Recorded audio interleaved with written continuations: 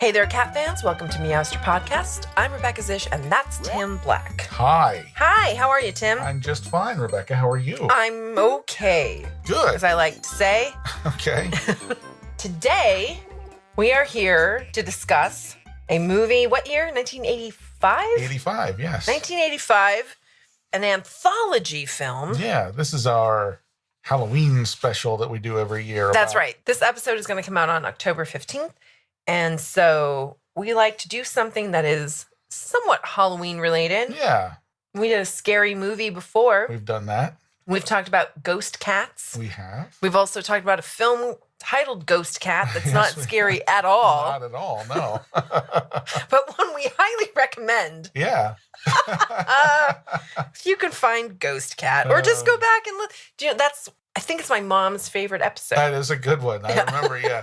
That was, my mom doesn't do like online stuff, so Yeah. I burned a CD with a couple of episodes on it, and one of the ones that I sent my mom was Ghost Cat. What'd she say? She liked it. Yeah. She thought it was funny. Well, maybe you'll think it's funny if you go back and listen to Ghost Cat.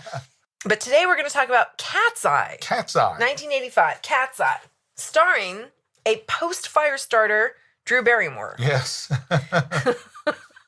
But it is an anthology film, sort of in the wake of the success of the Twilight Zone movie around the same time, right? There was a TV show that I used to like around that time. It was called Tales from the Dark Side. Remember Tales from the Dark Sure. Side? Sure. Yeah. There's something along the lines of that, kind of. Yeah. So for those of you who aren't catching on, an anthology movie is one where there's multiple, kind of like multiple short films within one larger film. Yeah. Like there's that movie 4 Rooms. That Right. would be an anthology It film. would be. Yeah, that's a Yeah. good example. If you're our age, it's a good example. Well, if you're I guess. if you're under 30, I'm You sure have you've no never heard idea. of it. But sometimes in anthology movies, they try to link the stories together somehow. In this case, the stories are linked together through a tabby cat. Yeah. Yeah. Little kitty cat. Yeah. Yeah. So it's titled Cat's Eye. Not one of the short films in it is titled Cat's Eye. No. The first 2 short films were both based on Stephen King short stories. Yes. From the book Night Shift. Okay. The third story, Mhm. the third short film, was written for the movie. Yes, it was. No relation It to is- any previous material, no source material, as No. they say. It's not in Night Shift. It's not in any other. Don't book go or- looking for it. You won't find it. No. Okay. But the thing that links the 3 movies together is this cat. Yeah. And so that's really what we're here to talk about is the cat. Right. Right? Uh-huh. Okay.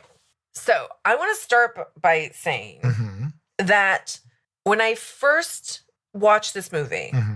I put the DVD in the DVD player. That's step 1. Step 1, get the DVD, which, folks, was not as easy as you might imagine. Right. And unfortunately, this is not a movie that you can stream No. right now. No, you can get it through the DVD actual service through Netflix. Yeah. And I got it from my public library, Yeah. but it was hard Yeah.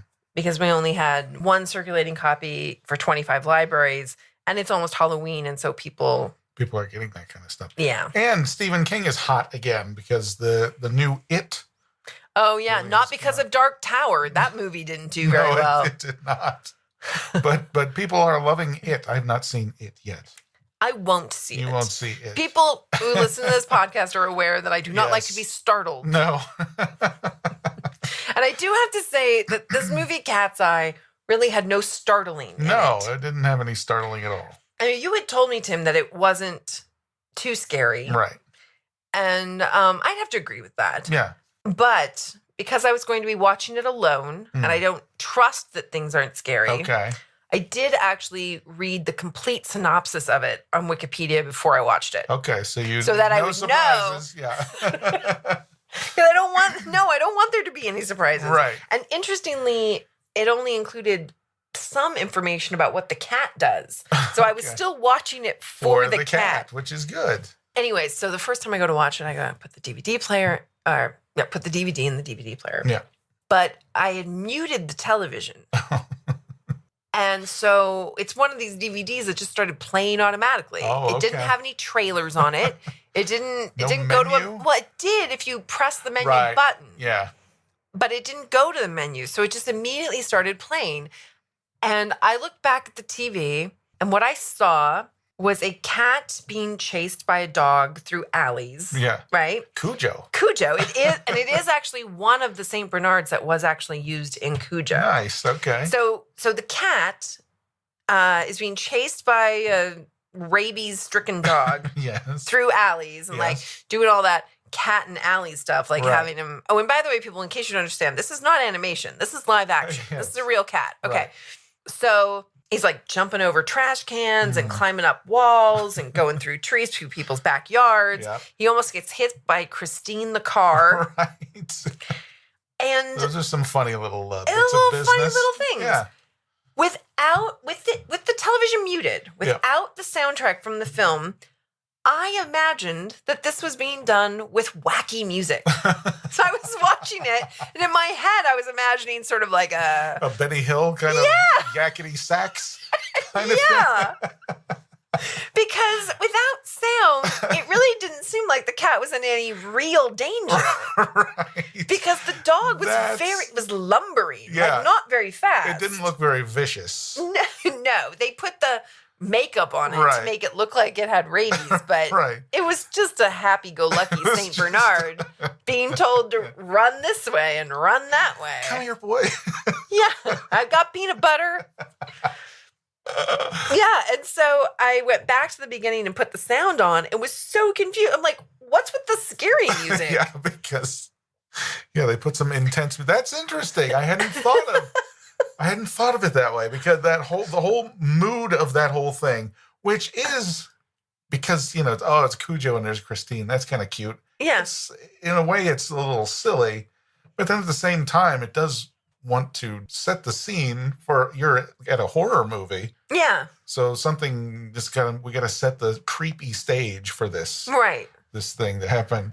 And I hadn't thought about that. What you're actually watching if you take the music out. It's really quite funny. That is funny. Because the cat doesn't really look scared either. They have a cat who can run really fast. They have an action cat. They do. As we know they're called in the business. But he doesn't seem scared. He's not, he's not barely making it around corners or nearly in the jaws of the dog. Right. He just looks like he's running around too. It was a little bit like the opening of that darn cat, honestly. Right. Just a cat making his way through the neighborhood. Yes, exactly. Yeah. Now, I listened to the director commentary. Did you? I did not. So I learned from the director commentary that there was actually more to the opening of the film than what we saw. Okay. That actually there was a whole scene that established that the cat was on a quest. Oh, okay. Oh, that kind of makes sense. Yeah. Because something weird happens when the cat arrives in Manhattan. Right. The cat arrives in Manhattan and sees Drew Barrymore as a mannequin, which is terrifying. Yeah. I don't like movies with talking mannequins. No. I don't like movies with ventriloquist dummies either. No, those are creepy. And then we also actually see Drew Barrymore later. Mm-hmm. The cat sees her in a television commercial through a window for an appliance store. Right. And she talks to him then too. And both times she's saying, "You need to come help me. Yes. I need your help." Right. And the real Drew Barrymore, still a character that she's playing. Yeah. But she is in Wilmington, North Carolina. Right. Of all places. I know. Kitty starts out in Manhattan. How's he going to get to... Kitty starts out somewhere in the suburbs. Right. Oh, yeah. Ends up in Manhattan. Yes. Ends up in Manhattan. Because and he then hopped on a truck. Yeah. And then ends up in New Jersey. Right. And then rides the rails to Wilmington, North Carolina. It's just like... It's just Anton and Cecil. Anton Cecil. Yeah. I actually have that in my notes. Okay. But it turns out that there was a whole... Because he was on a boat, too. He was on the ferry. Yeah. Yeah. Oh, I know.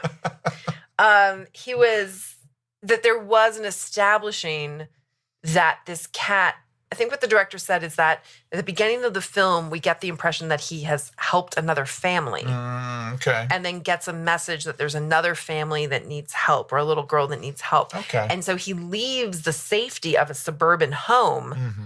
and is initially chased by a rabid dog, almost hit by a car, Right. ends up in the back of a truck, and is doing all this because this is a cat whose purpose... On a mission, yeah. Yeah. Okay. I get it. That makes sense. Yeah. Why did they take that out? Well, according to the director, it's a really good director's commentary, by the way, Okay. because it's actually one of these commentaries where he really talks about the Yeah. making of the movie and where they made choices. And, Yeah. you know, he was sort of like in the esteemed wisdom of the, The studio. wisdom, yeah. The geniuses at, yeah. Except this film was actually made by an independent producer. It was made by Dino De Laurentiis. Uh-huh. Who was one of the few independent producers working in the 80s. Yeah. Basically like him and Roger Corman, right? Right. And so I'm not sure who he meant by, the wisdom of the producers, Yeah. but because he also says really good things about Dino De Laurentiis in the commentary about what it's like to work for an independent producer who doesn't have a studio to answer to. Right. But I don't know. Anyway, that's what he said. It got cut out. Yeah, they were just trying to cut a few minutes. Yeah. So they just cut the first few minutes, had it start later. Okay. So there's no establishing why, because that's my biggest question in the beginning. Why is this cat traveling? All right. Yeah, where's this cat going? Yeah. And then it was like, why is that mannequin talking to him? Right. And it would have made sense if he'd already gotten a message and he was just getting the message as he went. Right. And as that cat arrived in New York City, he seemed to know exactly where to go. Of all the windows full of mannequins at New York City, how does he know which one to go to?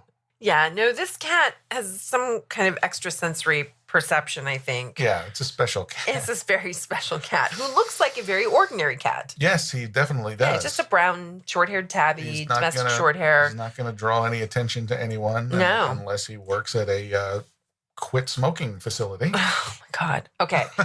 No, I did have this. So I have this list in my notes of why this is the most terrifying movie for a cat ever made. Okay, yes. Okay.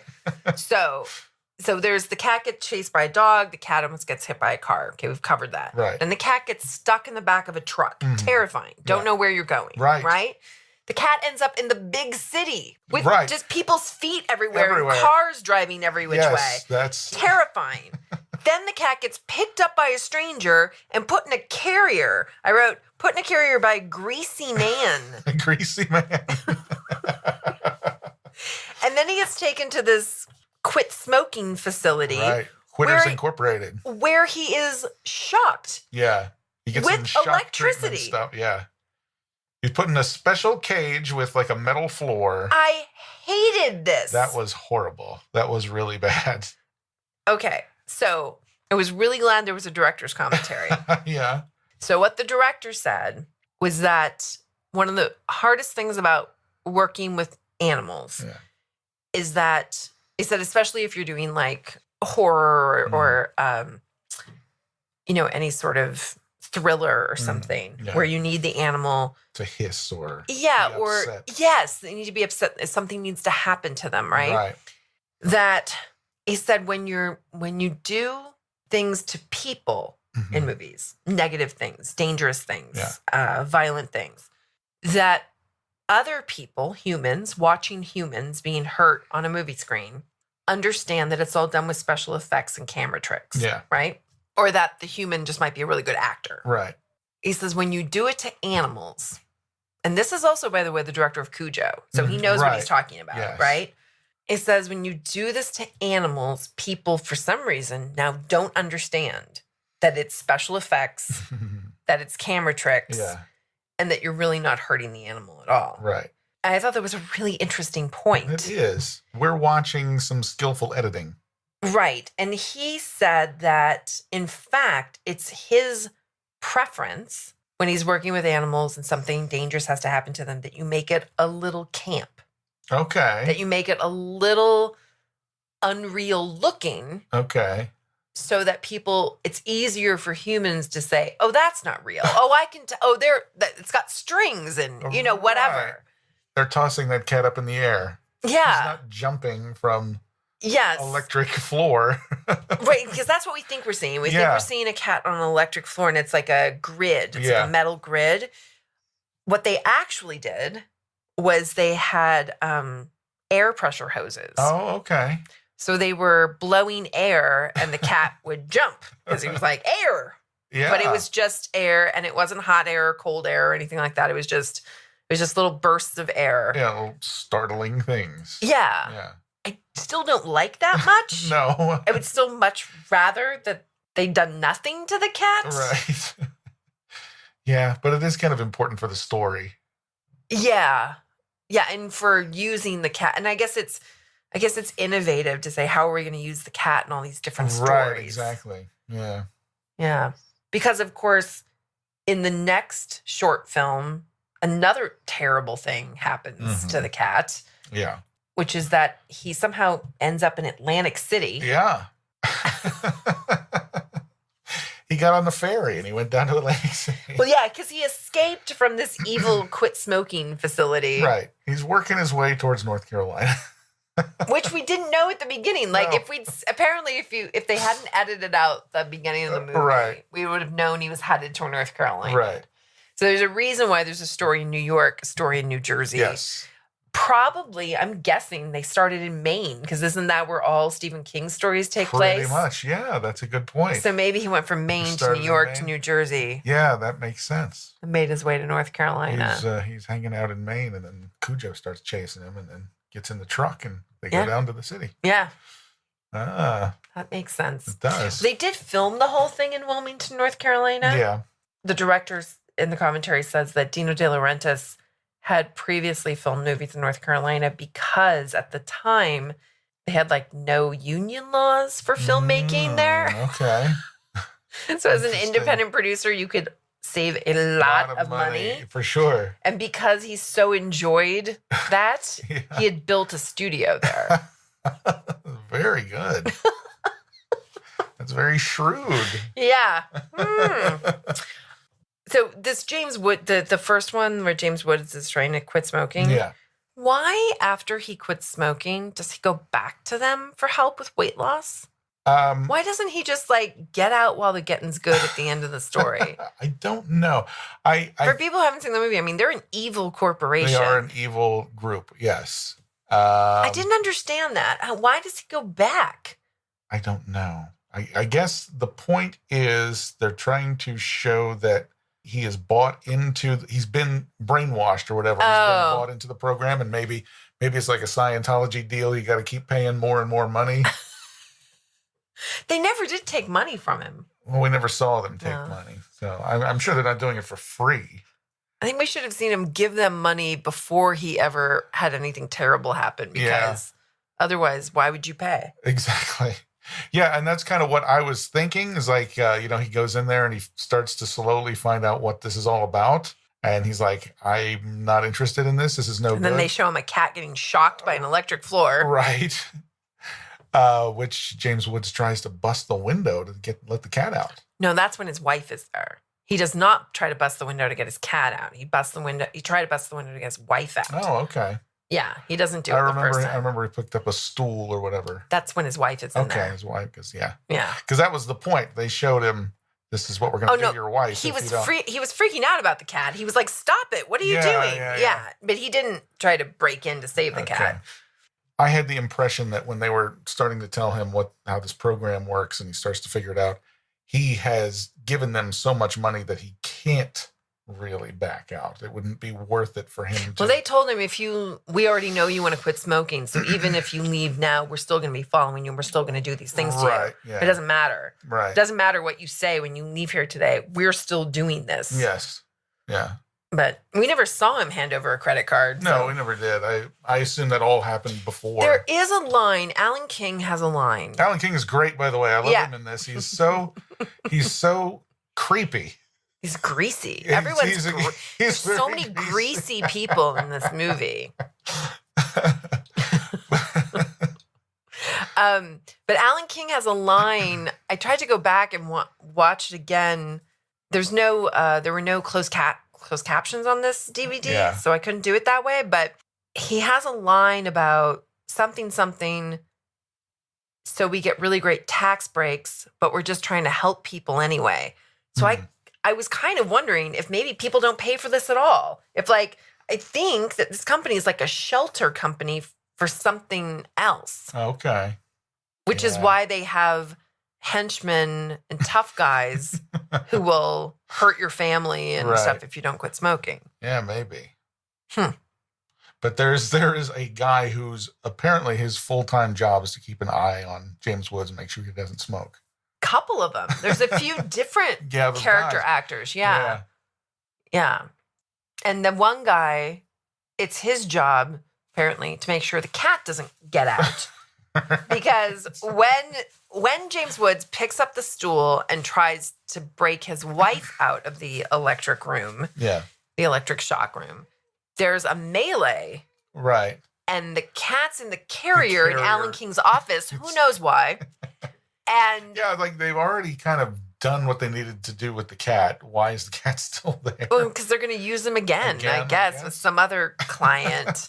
Or maybe it's just creepy that the cat's there and James Woods is supposed to think, what are you going to do with the cat now? Oh, this is that cat that they were frying the other day.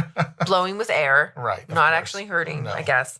So the cat gets out of the carrier and runs. Yes. And the giant greasy henchman says, "Oh, fiddlesticks." And then he says, "Here, kitty, kitty, kitty." And Alan King says, "Forget the cat. Get the gun." The gun. Yeah, forget the cat, get the gun. Because that's the name of my new album.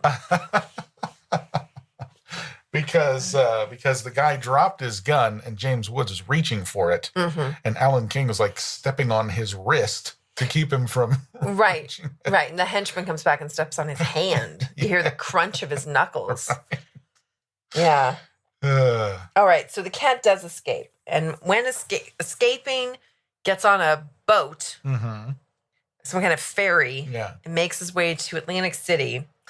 And from what I understand, this is the only part of the movie that wasn't filmed in Wilmington, North Carolina, is when the cat is actually under the boardwalk and on the beach and then on the boardwalk. Okay. That's all actual Atlantic City. Okay. But then when you see the gambler outside of the casino, that's just a storefront with Mylar strips hanging across the street to make it look like there are casinos over there. There's lights across the street. Yeah. Wow. Is that crazy? That is. Yeah, it was really, wow, that looked real. And the director in his commentary the whole time is talking about how today, I'm not sure when this DVD came out, but clearly it was at least like 15 years after the movie was made. Yeah. He's saying, today everyone's got digital effects they can use, all this stuff. He's like, we were literally hanging Mylar strips across the street on a quiet street in Wilmington, North Carolina. And that scene that's supposed to be New York City, where the cat sees the mannequin in the window, that's old downtown Wilmington. Okay. And they had to hire tons of extras to just walk back and forth and make it look like it was a busy place. New York Street, yeah. Mm-hmm. Yeah. How about that? Because it is curious that both the delivery truck and the car from the quit smoking place both found spots right on that corner. Yeah, the parking situation is insane. So easy. I've never seen New York like that. No.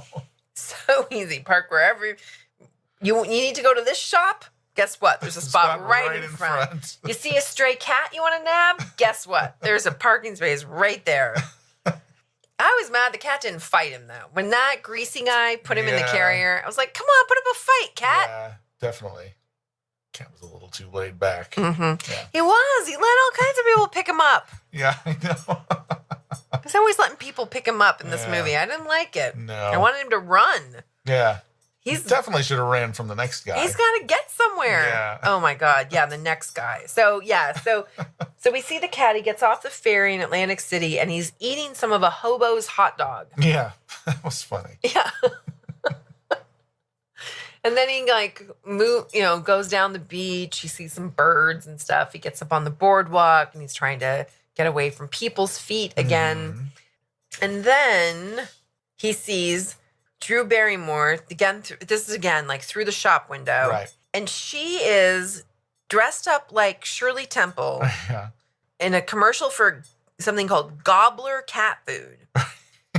She has a Himalayan cat, and she puts the cat in a baby's high chair, sitting up Yes. like a person, and puts the bowl of Gobbler cat food in front of it. And then, of course, tells the cat, like, we need your help. Come to Wilmington, North Carolina.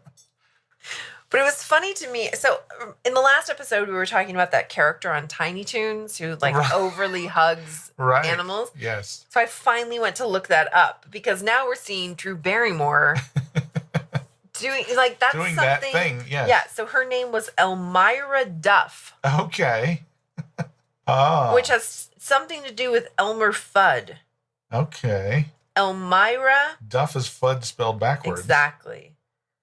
Well, not quite. Well, sort of. If Fudd started with 2 F's. Yeah. Fudd has 2 D's, Duff has 2 F's. There you go. Yeah, but that's what she's doing with the idea of like cuddling a fluffy cat and making it sit in a high chair. Yeah. That is something that character on Tiny Toons would have done. Sure. So now the cat's in Atlantic City and is trying to get to a safe sidewalk. Somehow the cat has gotten himself on an island in the middle of what looks like the busiest street in the world. Right. He's on like a boulevard, so there's a divider halfway through the street. What do they call that?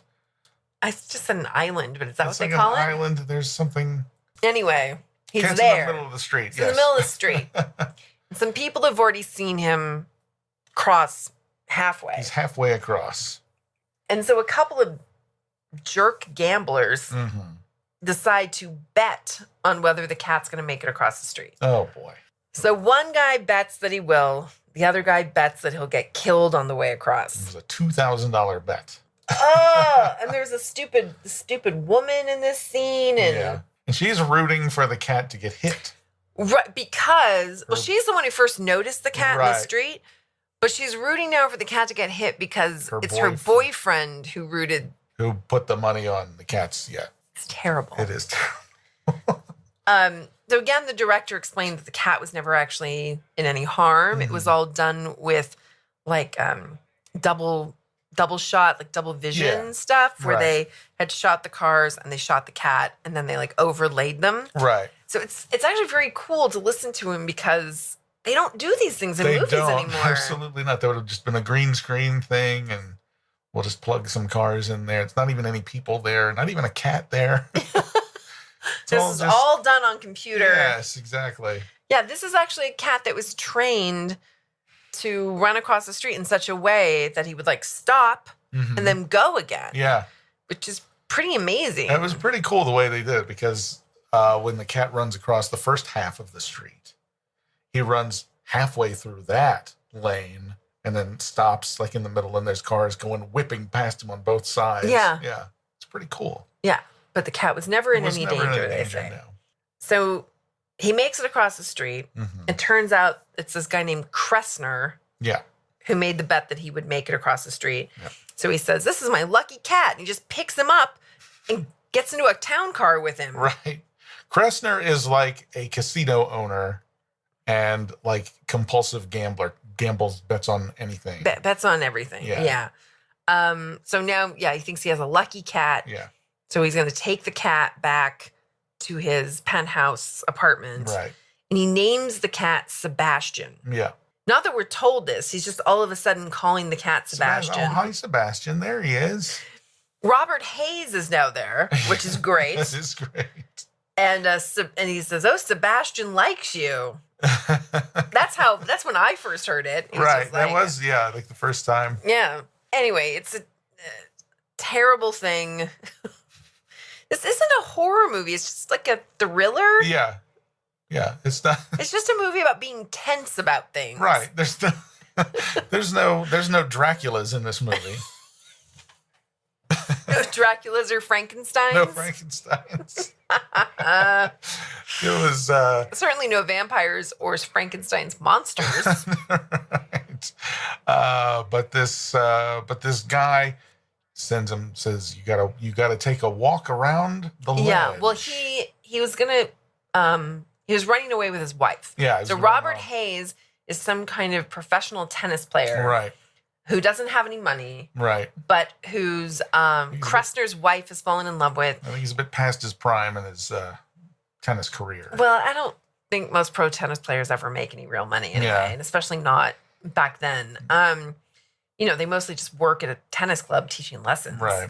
So I assume that's how Kressner's wife met Robert Hayes. She was probably taking lessons at the club. They fell in love. This is my theory anyway. And we saw Robert Hayes put her on a bus. Yeah. To leave town. Yeah. And she says, "Why aren't you coming with me?" And he's like, "We don't have that kind of money. We don't have enough money for 2 bus tickets." Right. Yeek. Yikes. But he wants her to leave town because he knows that her husband is capable of terrible things. Yeah. So that's why he's still in town. It was weird, though, so we saw Kressner bet on the cat. That was at nighttime. Mm-hmm. Then we saw Robert Hayes and his wife. It was daytime, but then it was nighttime again. So was it a whole day later, or did they just shoot it incorrectly? I think they just and the bus should have been leaving at night. They probably just shot it wrong. Because it doesn't make any sense if they would have spent an extra day. No. Doesn't make any sense. Anyway, So he's got Robert Hayes, and he says, "If you go out on the ledge outside my penthouse apartment, walk all the way around the building." Right. Insane. It is crazy. "You will get $100,000, and I'll leave you alone, and you can have my wife." Right? Yeah, because he had it. If he refused to do it, I mean, if he didn't make it across all the way around, obviously he would die because he's going to fall. If he refused to do it, okay, that's fine. We just loaded it. We just put a bunch of coke in your car. Right. We put and apparently he had some problems with that in the past. Old drug possession charge or something. Right. So we'll put drugs in your car. You'll get arrested. We won't ever see you again. Yeah. That seems pretty extreme. It seems extreme, but it also, to me, seems like I would probably take my chances in court and fight that and say, these guys, I didn't even have my possession of my car. Did you take fingerprints? I mean, it seems like there's ways that he could probably have gotten those charges dismissed. Maybe not right away. I think more to the point was that he didn't have any money, and the guy's offering him $100,000. Yeah. And saying, "I'll let you go. Yeah. I'll let you go. I'll just, I lost, and you go take my wife and leave." Yeah. Right? So she's apparently a, piece of property to be handed back and forth between men. Right. Which I did not think was so cool. No. But what I thought was funny was that Kressner says to Robert Hayes, "You get the girl, you get the gold watch, you get the everything." Oh, can't say no to that. Well, that's the title of a Robert Hayes television movie. There was a TV movie starring Robert Hayes back in the early 80s, because I was probably 10 when I saw it. Yeah. Titled "The Girl, the Gold Watch, and Everything." Wow. That's a nice little, I like that. That's a nice little reference. Yeah. It's a cute movie, too. Yeah. He gets a gold watch that is a time travel device. It freezes time. Okay. Yeah, so I haven't seen it in a long time. I remember watching it a ton because it was on network television, and then one of our local stations had it and showed it in reruns a million times, like on, Saturday afternoons or something. So I saw it a ton. Okay. And as I remember, I don't remember how he comes into possession of this gold watch. Okay. But it can freeze time. So when you open it and stop it, you can still move. You're still moving around, but everybody else. And you can do stuff, but everybody else is frozen. Yeah. So you can make good things happen or make bad things happen, depending on, what your inclination is. Okay. And then you make it go again. So, but it is titled "The Girl, the Gold Watch, and Everything." Wow. Yeah. That's nice. Yeah. So it's a very specific reference. I thought Robert Hayes was great in this. He was very good. he was very scared going around that. Oh my God, he's sweating, getting his foot pecked off by a pigeon. What was that pigeon's deal? Why is that pigeon pecking his foot just mercilessly?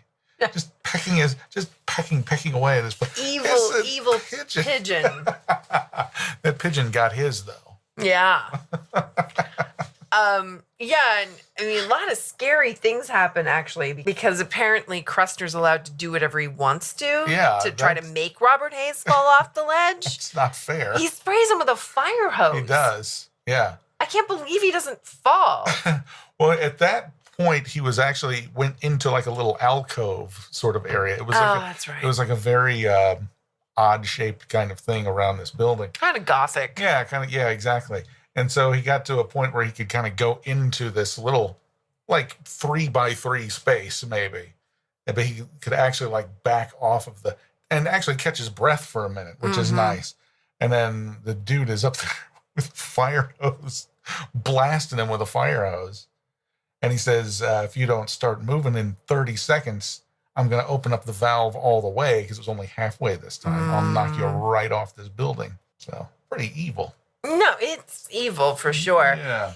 Now, the cat is curious about what's going on. And the cat, like, sort of steps out from a balcony. Yeah. And is like, what's happening? And I was going, no, go back inside, cat. Right. If you have cats and you live somewhere with a balcony, don't let them out there. Yeah. Because this balcony had no protection. It was just like wrought iron. It was. You could go right through those bars. The cat was actually stepping through the bars. The cat was like, hey, Robert Hayes, what's up with you? Come on inside. It's nice and warm in here. You're weird. Anyway, but the cat is helpful. When Robert Hayes does get back. Yes. He gets inside. And then the cat trips.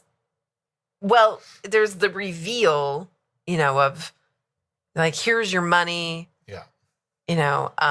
But they had already killed the wife. Right. Yeah. So I think actually, having seen that they had actually already killed the wife, I think the plan was that if Robert Hayes said, no way, I'll take my chances with the cops and the drugs, right. I think they probably had the dead wife in his car. Oh, yeah. That's not good. Or at least the body, because they had the head. Yeah, they had the head up in the apartment. In the money bag. Yeah. Anyway, so everyone freaks out because now there's a lady's head rolling across the carpet. Yeah. And the cat makes the henchman drop his gun. He trips him. Yeah. And like, yay, cat. So the cat gets out of the apartment. The cat's like, I am out of here. This is not, This is no good for me. No way. Well, what's interesting is that, so the henchman drops his gun. Robert Hayes picks it up and just shoots him. Yeah, he did twice. Just shoots him in the back. Exactly.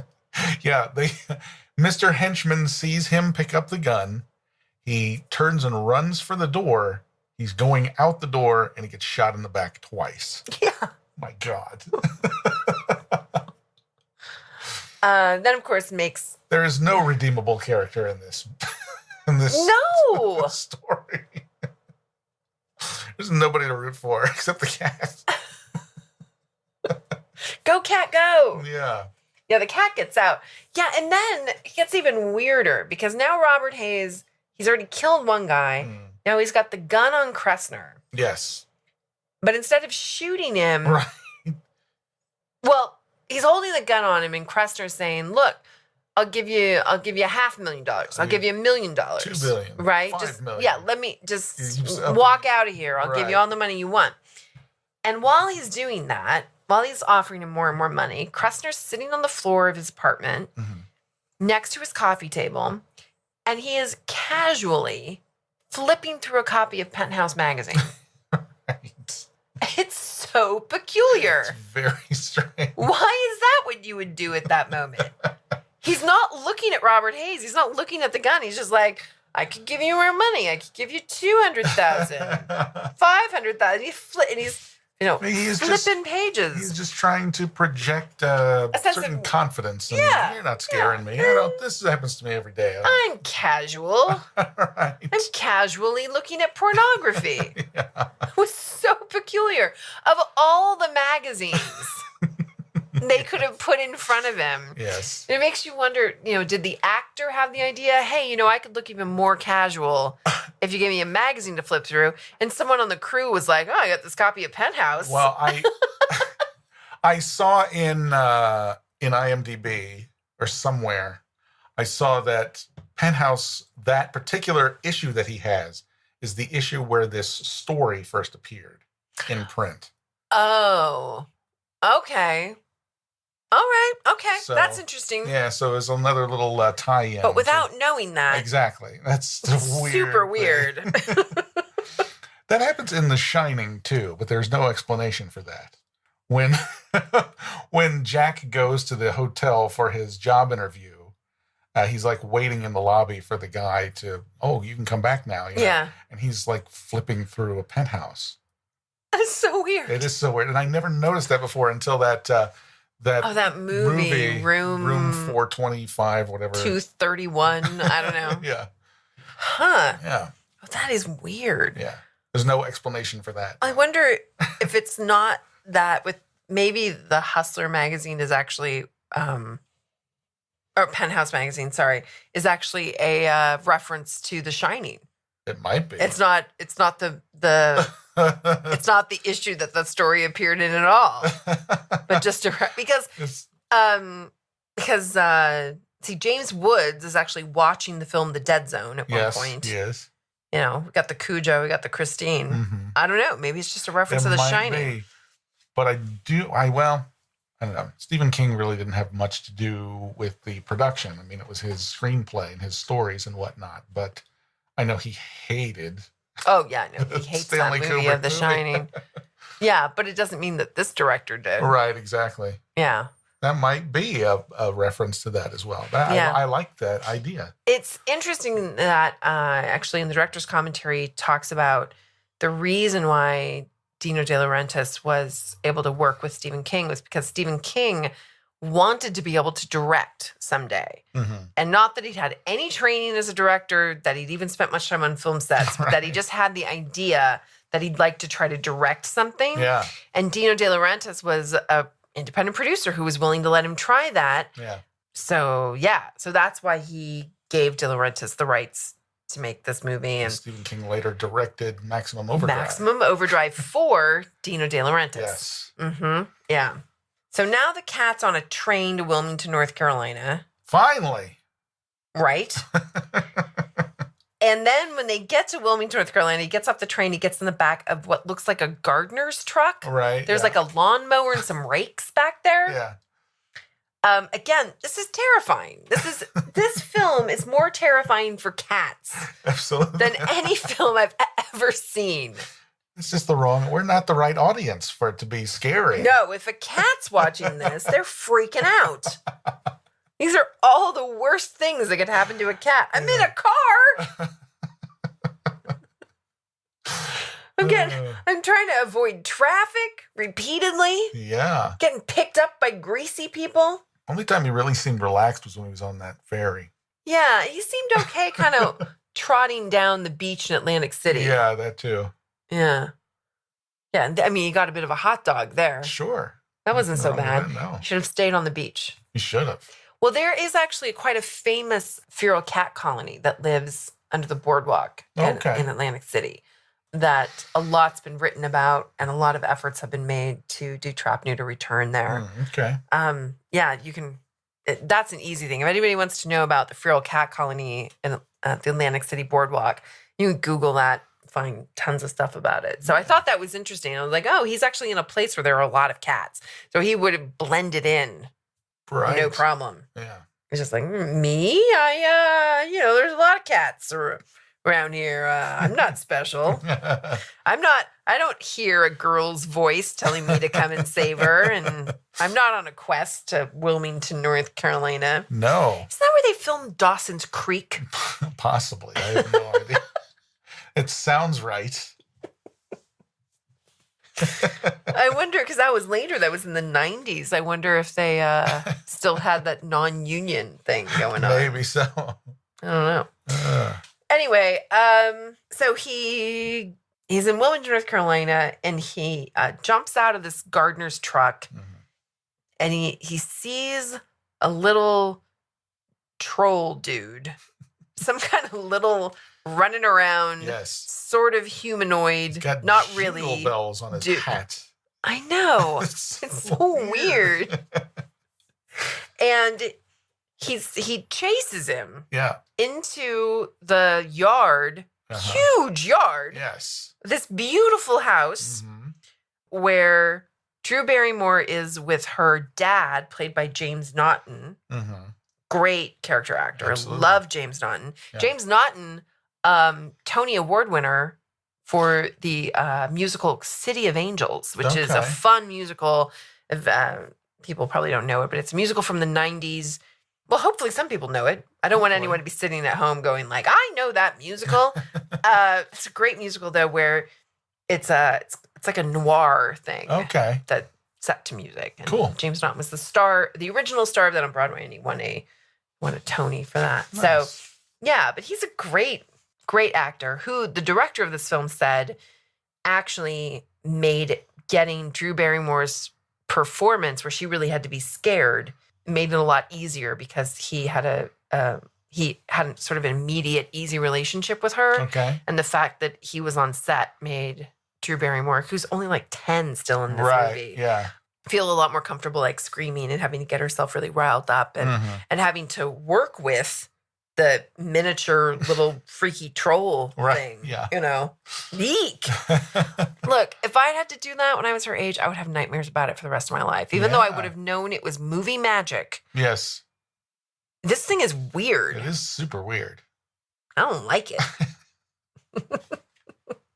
And I don't really understand where it is coming from. She says something to her dad about Billy Goat's gruff. Oh, because there's a troll. Oh, so and that's her own troll? I don't know that it's that troll, but that's her only reference for a troll. Okay. Is the troll under the bridge and the Billy Goat's gruff story. Okay. So when James Naughton is trying to get her to explain what she thinks she's seen, she says, well, you know that story you read to me? Okay. It's like that thing. Okay. Yeah. But I don't think she thinks like that the story of the Billy Goat's gruff had come to life in her town. That's kind of what I was confused by. No, I think we're just supposed to assume that there's some kind of monster living in her walls. Or the idea that there are monsters who come and take the breath of children while they're sleeping. Right. This has been folklore, for centuries and centuries from all different parts of the world. I think that's all we're supposed to think, is that there are the belief that there are monsters that do this. Obviously, it was for a long time the explanation people used for crib death. Yes. They just said, there are monsters that come and take the breath of children and they stop breathing. And then it was believed that was cats doing that, too. And some people believe that was cats doing that. We've talked about that on this podcast. And that also appears in this exactly, in this story. And I think that's actually an interesting combination of folklore. That the dad is willing to believe Drew Barrymore that she might be seeing something. I don't think he thinks it's a troll. Right. But he thinks she's seeing something in the room. At night when she goes to bed, that's making her afraid to sleep. Yeah. And also why when this cat just runs across the street and into their yard and chases the troll all the way into the house. Yeah. Drew Barrymore says, "Can we keep him? He can sleep with me. Yes. It's scary in my room at night, Then he does an impression of her grandmother. Oh, yeah. James Naughton does, which the mom does not like. Mom. Candy Clark from American Graffiti. Yes. She was very uptight. Yes. She is unlikable. She is not likable at all. No, she tricks this cat into a box. Yes. And takes him to the animal shelter and gives him a death sentence. Yes. Like, they're not even going to hold him for 24 hours. No. It's like, we're just going to... Yeah. It's like she slipped him a couple extra bucks for that. Yeah. Something. That dude. Right. But at least the dude at the animal shelter decides he's going to give the cat his last meal. Right. And I got to say, And when he opens the cage, he doesn't know that the cat has a reputation for escaping. No, and I really like the cat's acting in this part because the cat was laying in the cage and was all very tired. Looked like he might be sick or something like that. Just like very, very lethargic, no energy at all. And then as soon as the doors open, pops up and gone. Yeah. It's amazing. Yeah, it's really good. Yeah, he's tricky. Yes. So speaking of this, okay, so the mom thinks that the cat has killed the family's parakeet. Yes. Named Polly. That's a name you would normally give to a parrot, but whatever. I think maybe they meant for it to be a parrot, and they couldn't get one in Wilmington. Yeah, so it's a sweet little canary. It is. But the canary dies in the movie. Of course, no actual harm came to the canary. The troll killed it. Because the troll killed it. Yeah. And Dad is so interesting because Dad just works in an insurance office or something. Yeah, he has a shirt and tie job. Shirt and tie job, and he drives sort of like an two-door Oldsmobile sedan. Yes. That you haven't seen in a long time. Right. That car. Remember with the seats that would fold forward? Yeah. It'd be like a bench seat in the front, but the whole thing would fold forward to get in the back. Yes. I love it. So Dad actually picks up the cat and realizes the cat has a bloody wound. Yeah. And Mom says, stabbed him with his sword. He has a little sword. The troll did, but Mom thinks, good for Polly. She got one last shot in. Yeah. And he's like, I don't think Polly had anything this size. I don't think her beak was this big. Yeah. Which I think is good that they had the parakeet. Because a parrot, it could have done that kind of damage. Right. But a parakeet, not really. Yeah, so it can add that level of And that doubt. troll really is evil. He runs around with an evil laugh. It's awful. It's very creepy. And of course, they do a lot of work with miniatures and stuff. Well, no, he's a miniature.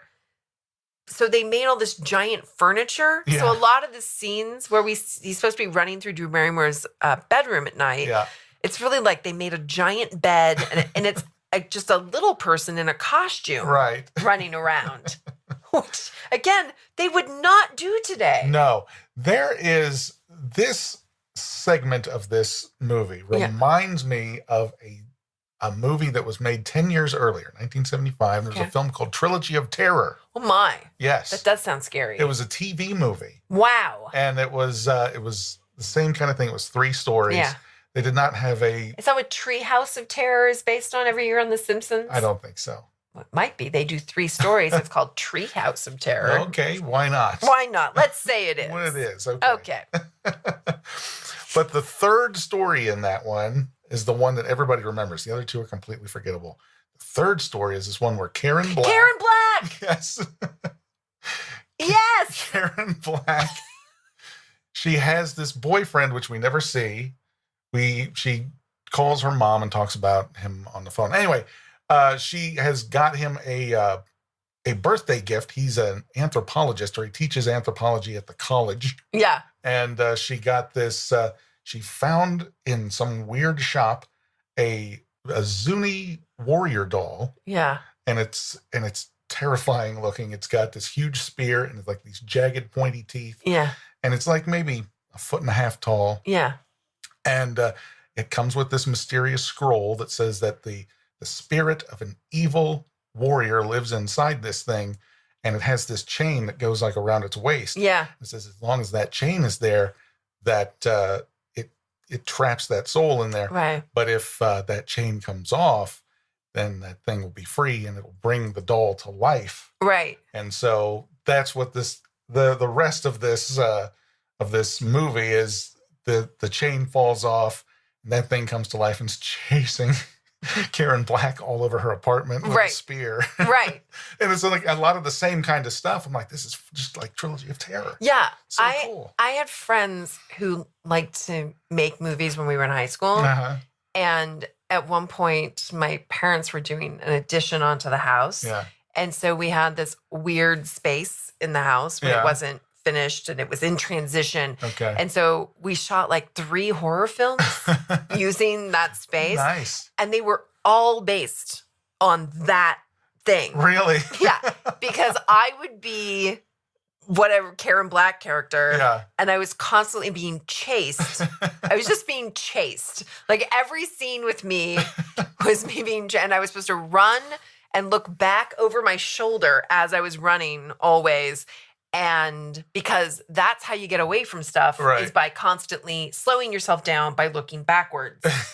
Right? Yeah. And yet that's what people always do. Yeah. Right. So my friends, they'd have the camera behind me and I would run and look back over my shoulder. Camera. And then they all ended the same way that Carrie ends, with Amy Irving being in bed. Okay. And I had to do that. Wow. So yeah, so it's basically like every single one was a combination of Karen Black's acting Yeah. and what you're talking about. Lots of screaming and Yeah, I was really good at it. And then and then the Amy Irving ending where she's asleep, she wakes up, but she's still sleeping, and what's happened, and all that kind of stuff. So very cool. Yeah. So it was fun. Nice. Yeah. A couple of years ago, I was talking to this guy. Me and this guy that I worked with got into a conversation about Trilogy of Terror. Yeah. And we're like, I wonder where you can get one of those dolls. Oh God, why would you want one? I don't know. I just wanted to know if it was available, if somebody wants it. There are those online auctions with movie props. Yeah. And well, I mean, the actual movie prop was used in Trilogy of Terror 2, and it ended up being destroyed. But you can get like these collectible figures. Oh my God. They were like $300. It gives me the shivers just to imagine I know, that someone would have that in their house. They were expensive too. Oh my God. Well, this little troll in Cat's Eye is more like, he reminded me of like the Ghoulies. Remember? Not the Goonies, but the Ghoulies. Right. And they had like all those teeth. Yes. It reminded me of that a little bit. But then also, like, he's wearing the funny hat with the jingle bells. The jester hat thing. Yeah. So I don't know what to make of that at all. You know what I find that really confused me with this was there was a point at which Mom is looking through Drew Barrymore's room. I think it was after the thing killed the bird. Yeah. Because there's like a mess in the room, and she's like picking up stuff, and she finds a little bell on the floor. But the next time we see that troll, all bells are intact on his hat. Maybe he went back and got it. Maybe. Or maybe, is he sewing it back on? Sure. I think this troll is capable of anything. Does he have multiple hats? He lives inside the wall. He may have... He does leave the house, though, because initially we saw him being chased by the cat into the house. True, yes. So I think he may go to multiple houses. That could be. Yeah. And then, so we were talking about how James Naughton realizes the cat's been injured. Yeah. Realizes, like, this is a weird... Something's going on. Yeah, something weird is going on. It doesn't seem to me like the cat did this, because the cat doesn't have any blood on his face, like from where he would have killed the bird, or in his claws. He doesn't have any broken claws or anything. He just has this stab wound on his back. Anyway, but Mom's not buying it, right? So Mom... Oh, by the way, there's a really funny part where Drew Barrymore says... Drew Barrymore names the cat General. General, yeah.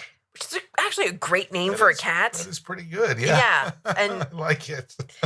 It would be fun if we ever met someone who had a cat named General because they named it after this movie. And then we could say, here comes the General. Yeah. I mean, I have a cat who's a colonel, but not a general. No. But Drew Barrymore says, General wouldn't do a thing to hurt Polly. He's nonviolent. And just as she says this, we're watching General through the window, stalking a bird in their yard, and then he gets that bird, yes, he does. like in one swift move, and has the bird underneath the car. Right. But if they'd given him a can of tuna, maybe that would not have happened. Right. That may have been purely out of necessity. Yeah, because we hadn't seen him be fed. Right, exactly. Well, other than that hobo hot dog. Yeah. Yeah. That was Coney Island. Come on. That was a long time ago. I think he's been working on his bird skills, his burden skills. Yeah. Okay. So, Mom is having none of this, right? No. So mom decides she's going to lure the cat into the box, and this is when she's going to take the cat to the shelter. Yeah. And this is, again, the cat should have fought more. So now the cat's been put into a carrier by a greasy guy in New York. He's been picked up and taken home in a town car by a dude in Atlantic City. Yeah. And now this mom, who is not likable by any stretch of the imagination, is going to trick him into just a cardboard box. He could have gotten out of that thing at any time. Yeah. I don't know why. Easy peasy. Like, oh, where are we going now? But she tricks him into there by giving him some canned food. Mm-hmm. And the can, did you see this can? No. Is it the stuff that she did a commercial for? No. Oh. Which would have made sense. Yes. Except that was dry food. Okay. She has a can that says goat in tuna cat food. I did see that, yes. Okay. So I'm wondering, is this a thing? Okay. So I look up online, because there are a lot of cultures in the world that eat goats. Sure. I've eaten a goat burrito. Yeah, why not? So, although, goats make nice pets. Sure. As Bill Burr. Absolutely. Remember that Bill Burr bit about wanting to have a goat for a pet? Absolutely. So don't want to upset people who have goats for pets, but people do eat goat around the world. Mm-hmm. So I thought maybe this is a thing. Maybe not in America, but somewhere maybe this is a thing. Right. What I found was something called solid gold perfect pairings savory mousse with tuna and goat milk. So not goat meat, but goat milk. It's grain-free and gluten-free, holistic cat food for all stages of life. And you can buy a case of it for $41.50. Wow, that sounds a bit pricey. That's what I thought. It's 18 cans. That is 18 cans? 18 to 41 divided by 18? That's still pricey. Yeah, a couple of bucks a can. Yeah. Well, like $2.50 or more. Yeah. But at first, I was quite relieved, because at first I thought you were getting one can for $41.50. Oh my. Okay. Well, how big is this can? Anyway, this is, if you want to see it for yourself, it's sold by Nico Jam Pet Food Supplies. Oh, is that a website I've never heard of in my life? Nico Jam Pet Food Supplies. Yeah. Okay. Do we know the country of origin for this product? No. Okay. The packaging is all in English. Okay. I don't know. You so would it's not some kind of Croatian sort of... No, you would earn 42 paw perks. Oh. I guess you can earn points on this website. Okay. I don't know. I'm not saying people should buy it. I'm saying I was curious to know if there was any kind of goat and tuna canned food. There is a combination. Tuna and goat milk. Yes. I couldn't find anything that was tuna meat and goat meat. Right. Yeah. That would certainly not be kosher, right? I don't think so. I don't know. No. I don't know all the rules. There are a lot of cats that keep kosher. I don't know. I think this can of food that this mom, that Candy Clark was supposed to have in 1985, I think the intention was this was goat and tuna meat in one can. It was clearly a label made up by... Right. It was a prop label. Yeah, for sure. But so she's trying to trick the cat into a cardboard box with the weird food. Then she just puts the box in the cart. Like, the cat had so many options, so many ways to get away, so many opportunities. Yeah, it's not like she duct taped it shut or something like that. No, she didn't. She just folded it over and carried him out.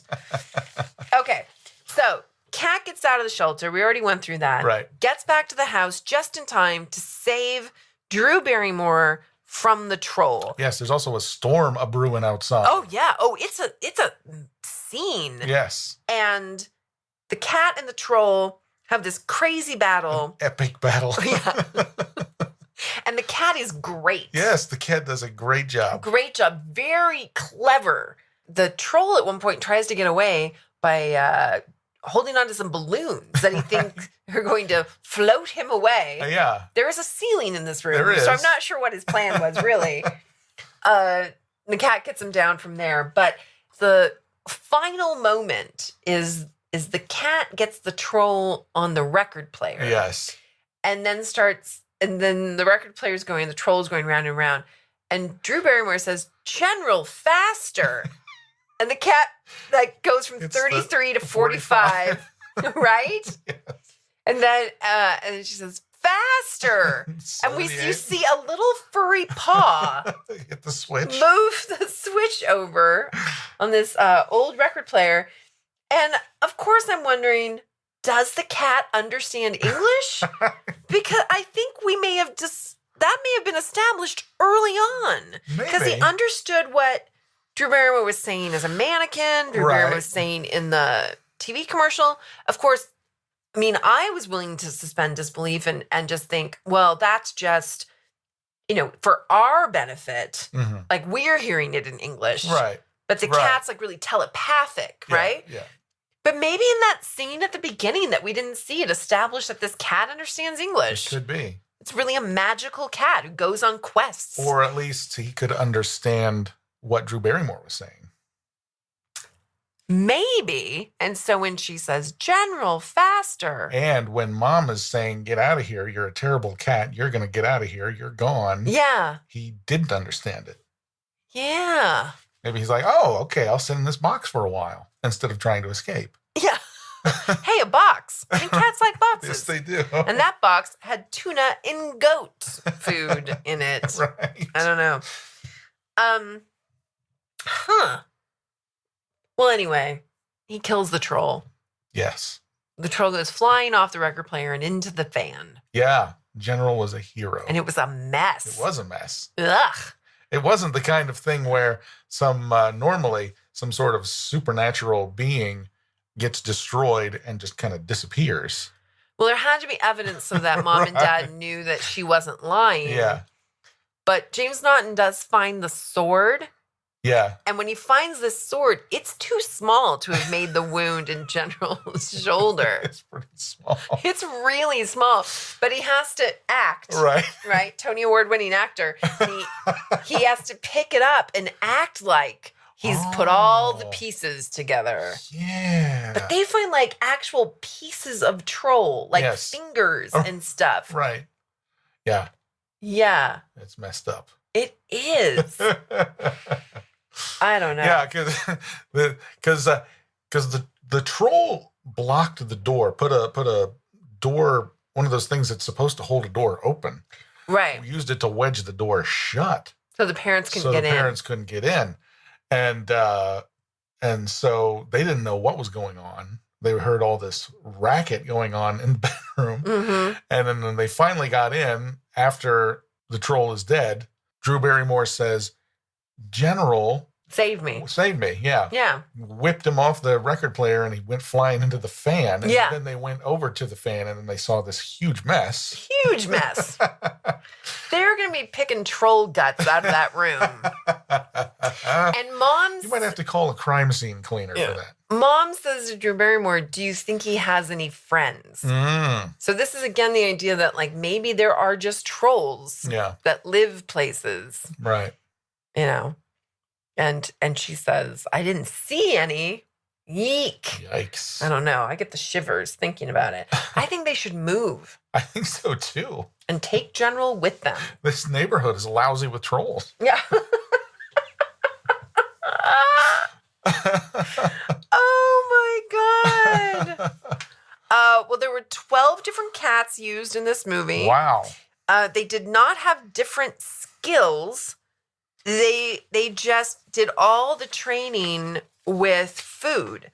And so when a cat didn't want any more food, he was full, they'd switch out and get another cat. Oh, okay. Yeah. And it's interesting because that's a way to do it. The cat trainer on this film is Carl Miller, who was the dog trainer on Cujo and famously on Beethoven. Okay. And the Beethoven sequels. Mm-hmm.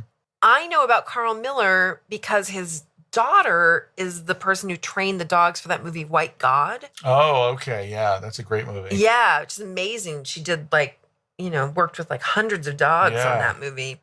Her dad was Carl Miller, And I've heard her talk about how they always had St. Bernards at the house. So between doing Cujo and doing the Beethoven movies, they adopted tons of St. Bernards because once they'd adopt them and train them, they're very hard to find other homes for. Oh, yeah. So they ended up with just a home full of St. Bernards growing up. Yeah. And she loved them until she saw Cujo when she was older, when she was a teenager. Oh, yeah.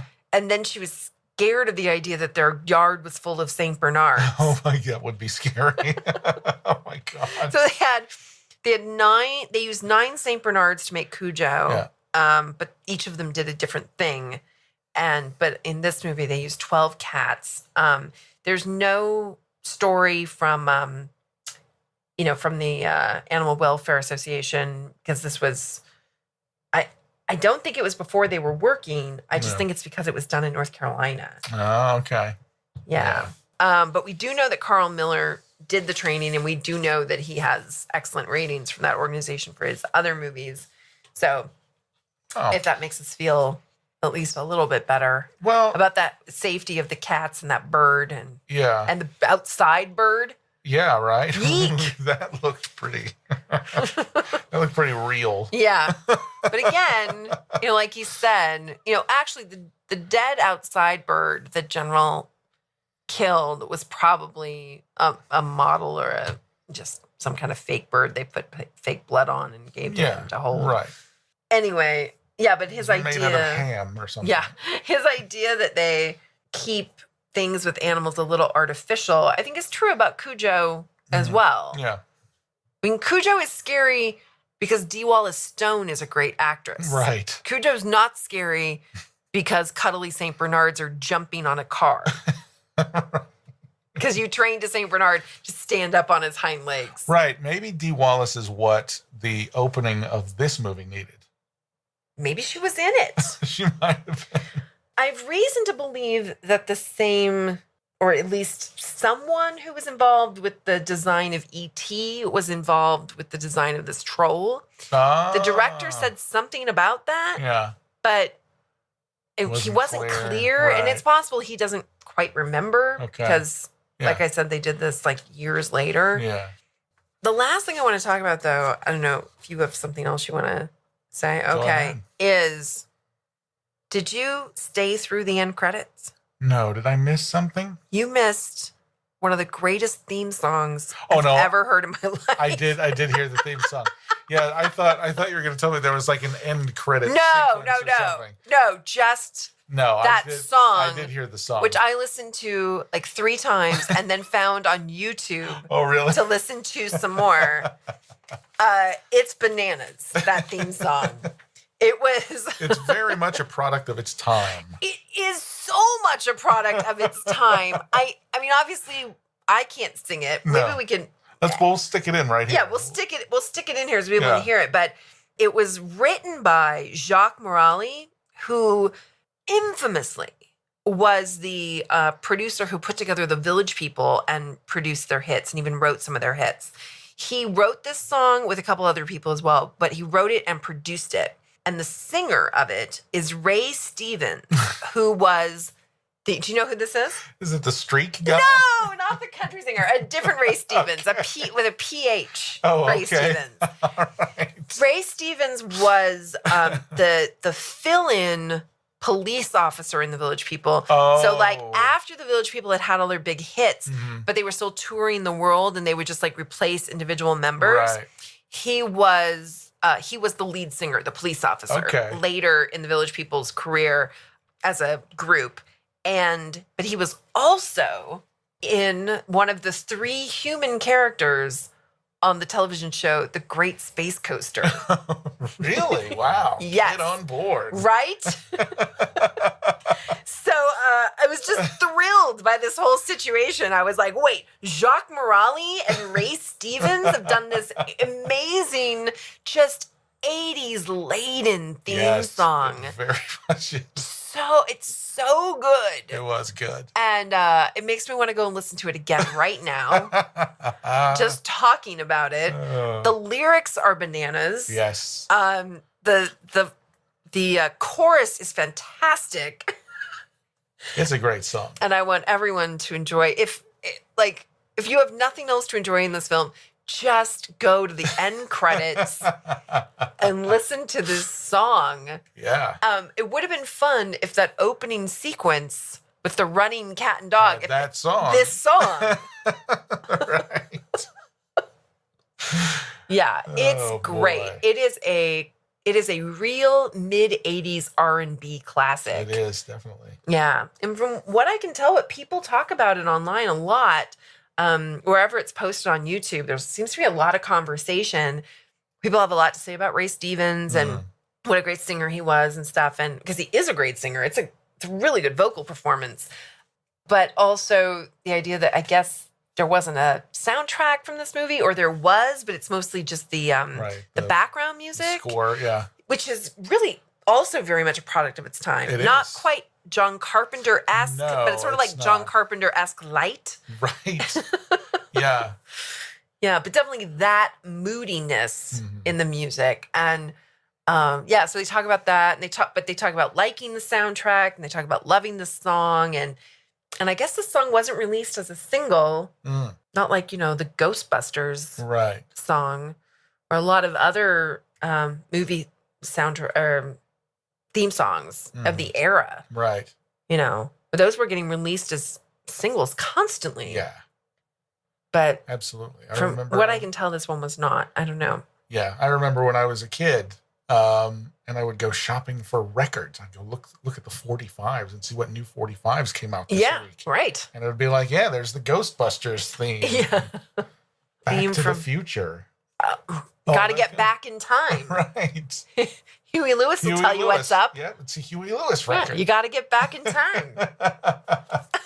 Yes. Yeah, well, this song is all about the cat's eye. It is. And it has all these lyrics that are referencing things that have just happened in the movie you've seen. Yeah. So maybe they didn't want to put it at the beginning. It would have been a spoiler. I don't know, but I think that's a great place to end because I think so too. It's an interesting movie. I think it's in terms of the cat performance and the cat stunt work and stuff. That it is of a time where people were maybe less aware that someone should be on set. Right. And also the idea that they just had cats doing things by giving them food to do things. Right. So that's an interesting way to do it. Let's just get a bunch of cats. that look alike. So we get a really sort of, work-a-day looking cat, right? And we get a whole bunch that look the same. Yeah. And just... we'll get a case of food. But it's true, though, because there were times where I thought this cat was smaller at certain times. Yeah. And I thought it was just like its head is a different shape. The way they were shooting it, lots of times the cats really looked female to me. Yes. There's the slimmer-bodied ones. Mm-hmm. Yeah. Yeah, longer necks. Right. Ears in a different shape. But for the most part, they really do look like the same cat. They do. But specifically, that one that's crossing the street in Atlantic City looks different to me. Some of the close-ups, the cats look very different to me then. Right. Yeah, I do. It's probably worth mentioning, too, that the opening shot of the movie is the cat opening its eye, which obviously, and for good reason, reminded me of the TV show Lost. Of course. Yes. And I was like, ooh, we're entering into some other dimension. And I think if we'd seen the opening where you get the impression that this cat goes on quests, odysseys, as it were, much like a cat that we know from another movie. Yes. The Inside Llewyn Davis cat. Right. Going out on quests and adventures. To a much different end, though. I mean, ultimately, so we start with the eye opening, we start with this great chase, and we end with a cat beloved by a sweet little girl in a beautiful home with a great big yard and trees and birds and a giant piece of fish. That's right. They gave him that huge trout at the end to thank him so he finally got to eat. You know what that's like? That's like Hudson Hawk, where the whole movie is about him trying to get a cup of coffee. Right. So maybe this whole movie, if we'd seen the beginning, he just wants that fish. He's going somewhere to find some fish. They got some really good seafood. He got a bite of hot dog. Right. Got some kibble at the shelter, but he didn't though. He ran. No, but there was that goat and tuna. Goat and tuna. Food, yeah. We didn't see him eat anything else. No. The gambler did say, "I'm going to take him back to my place and give him a dish of milk." Yeah, I don't know if he did. We didn't see it, but we can at least. Well, maybe he had some milk. Yeah. Yeah. I'll give him the benefit of the doubt. Sure. Yeah. And also that he's the kind of guy who would know that you really shouldn't give milk to a cat. Right, that's true. But I mean, that guy didn't have beef with the cat. In fact, he thought the cat was lucky because he just won some money for betting on him, so he wasn't. No, he wasn't going to hurt the cat. No, not like those anti-smoking guys. Right. Yeah. Yeah. But still, I mean, you don't really want him to stay there with that guy. No. So he finally gets to make a nice home with Drew Barrymore and James Naughton, and not really Candy Clark. No. Well, I mean, I think she's probably appreciative. Sure. But she didn't like cats to begin with. No, she didn't. She was against the whole plan. Yeah. And had plenty of excuses. But that last shot, speaking of the end of Carrie, that last shot, I guess before he gets the trout or whatever it is. Oh, yeah. Where he's like climbing up on Drew Barrymore while she's sleeping. Yes. Like very stealthy. And then she wakes up and she gives him a great big hug. Right. Because it's kind of it's setting up a false thing where it's like, maybe he really is going to take her breath. Right. That's what it looks like it's going to happen. It's like, oh, maybe that troll bit him and he's like a vampire cat. Or something like that. So there is a Dracula in the movie. No, he gets to. He just wants to give her a kiss. As far as we know, he's going to live out his days in this beautiful home with a great big yard he can run around in, where he's safe and he's loved mostly, not by mom, but mostly. Well, she'll come around eventually. Unless he hears the voice of another little girl. That's true. And he has to go and save someone else. I mean, he's bound to. He's the general. He's bound to his duties. Interesting. All right. So I don't know. I'm glad we saw it. I am too. I'm kind of bummed that it's not easier to get your hands on. Yeah. But good luck, people. Yeah, but it's out there, and it's 80s James Woods. Look, and if you can't get your hands on the movie, just go to YouTube and listen to the theme song. That's free. Cat's Eye theme song. All right. Okay. Go play with your cats. Go play with your cats.